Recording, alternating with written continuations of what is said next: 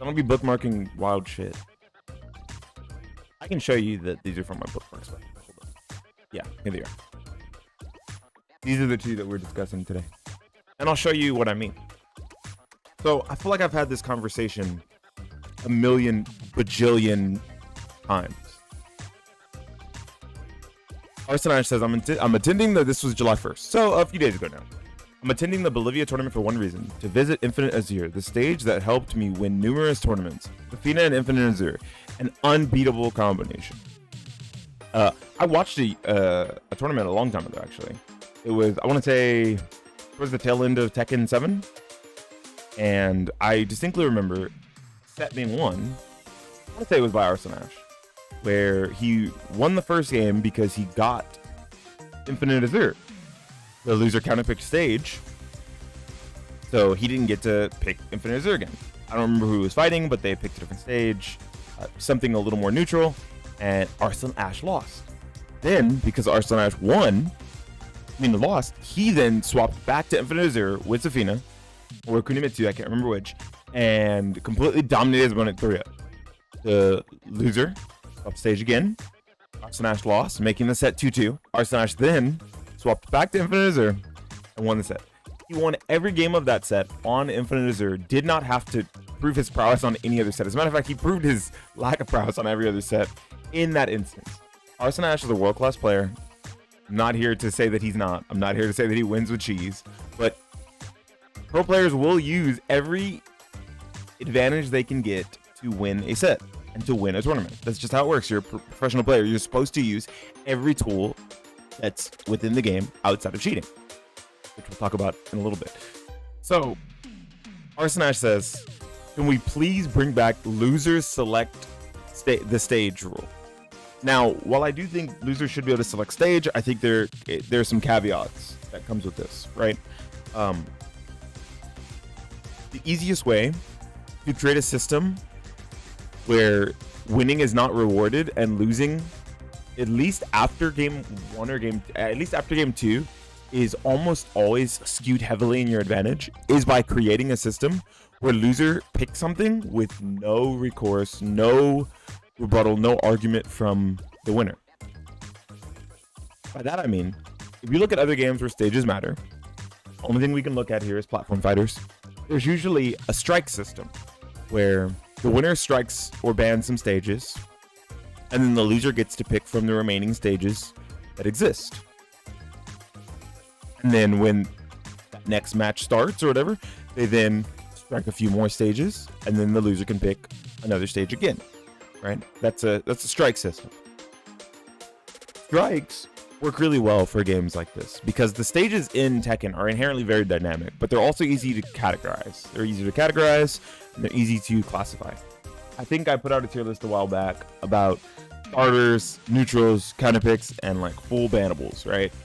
But I don't think there's a world where Tekken developers and people who run the esports team don't want their stages being seen. So I don't think there's a world where you could ban any of the stages, right? Not from competition. Even though some of the stages are a little corny, they don't feel like they inherently have the spirit of competition baked all over them. But they're fine enough stages for casual play. And they're probably fine enough stages for competitive play if you aren't forced to play them randomly. If you can choose them as a counterpick. So every stage in Tekken 8 could be a counterpick. Every stage in Tekken 7 could be a counterpick.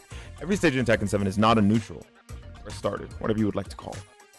So there's probably some way you could do this where there's a list of maybe half the stage, maybe 7 of the stages, where those stages are considered starters. And both players get 2 bans. You ban 2, your opponent then bans 2. Then you have 3 remaining, or 7. And you rock, paper, scissors, and when you rock, paper, scissors, the winner of that rock, paper, scissors picks the stage for game 1, right? Would make tournaments last longer, maybe, but would also make your play on during each phase of a tournament less random, because now you're not being random to a stage. For the first game of a set, you know what the defined stages could be and what the outcome on those stages is for your character versus the character you're fighting generally, right? because stages do grant an inherent advantage, maybe not a super big one, but an inherent advantage for some styles of character over another, especially really small stages or really big stages, what have you. Loser picking stage would then come with the caveat of the person who won gets to ban a few of the remaining stages. The person who won gets the stage bans before the loser can pick stage, right? And in this instance, stages that overlap would be considered the same, right? So I don't know. I think, what is there, 18 stages in Tekken 7 or like 16 stages? You would, if you ban a 24x24, all the 24x24s are banned. Duh. If you ban the Yakushima, I assume that it's very easy to categorize Coliseum in the same light as Yakushima. So both would be banned, right? It's simple. And in Tekken 7, this could have worked the same way. I remember I said this before, that like, I don't think like loser picking stage and being able to go back to the same stage over and over is very fair inherently. Kind of whack, TBH. And a really large content creator told me, well, yeah, you could institute a ban system, but what's to stop Arslan Ash from going from Infinite Azure 2 to Infinite Azure 1, or going to the snow stage? They're all the Infinite stages. There's no world where you don't think that through before saying that. I mean, maybe he wasn't thinking it through. Pretty level-headed, smart guy. One of the smartest guys in the FGC. But that is the easiest way to define how stages work, right? If you ban the Battlefield version of any stage in Smash Ultimate, that means regular Battlefield is banned too. Duh, right? Very simple. This system could combat if there was ways to inherently not make it unfair for the person who just won. If you won, you are not incentivized. Like, you're not incentivized to win after game 1. You're giving away the stage pick, right? You want to basically lose game 2 to high roll your stage for game 3. Think about that. If you win game 1 on a stage that's pretty neutral, there's no reason to fight super hard to win game 2, knowing that you're going to pick a stage that completely makes the matchup lopsided for most characters. That means winning game 1, just like going first in a card game, or going first in a card game, is so inherently advantaged that it feels completely unfair. And worse off, you won game 1 because of RNG. You didn't win game 1 because of a skillful pick ban system.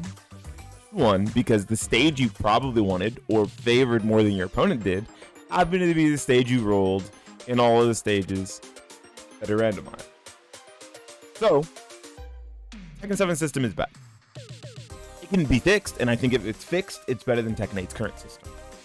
But I think a pick ban system with Dave's stupid rule on top, not being able to win on the same stage 2 times in a set, would really help the way that these professional players feel about loser picking stage again.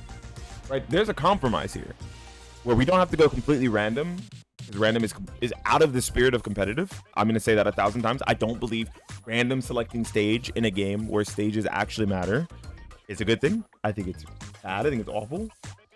Leaving stage picks up to RNG every single round. You can't even choose to stay on the same stage with Tekken. Random every game.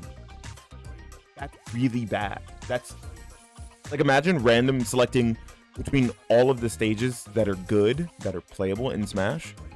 Everyone would have a riot because there's already an established system that makes sense. Now in Tekken, there's currently not an established system that makes sense, but you could look over at your contemporaries that are fighting games that have stages that matter.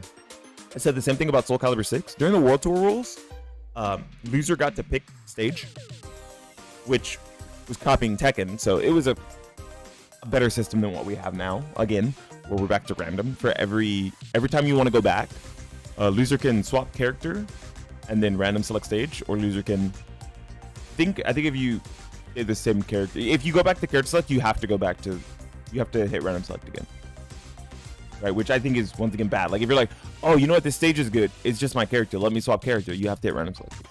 So there's like inherent issues with it, and it sucks because it could be a good system. It could be a strong enough system that every type of player is rewarded for using their brain in instances where normally your brain is completely shut off.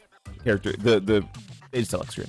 The stage select screen is one more spot where you can add depth to a game, but yet we're refusing to by just sticking it to random because we're afraid people won't pick certain stages. In Tekken 7, we saw a lot of the same stages during the stage pick rule because those stages were that overpowered.